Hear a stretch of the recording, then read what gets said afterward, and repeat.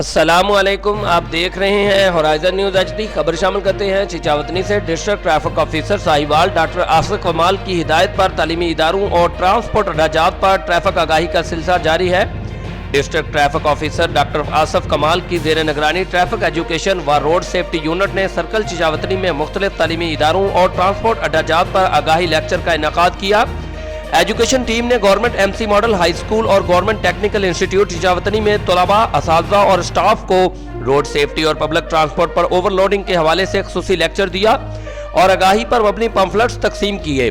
اس کے علاوہ انہوں نے ٹرانسپورٹ اڈہ جنرل بس اسٹینڈ پر مالکان اور ڈرائیورز حضرات کو ٹریفک قوانین، موجودہ موسمی صورتحال کے پیش نظر دھند میں دوران ڈرائیونگ فوگ لائٹس کا استعمال، تیز رفتاری گاڑی اوور لوڈ کرنے سے اجتناب کرنے کی تلقین کی اور اس پر عمل درآمد یقینی بنانے کی ہدایت کی۔ رپورٹ محبوب چودھری، سرپرست اعلیٰ ہورائزن نیوز ایچ ڈی۔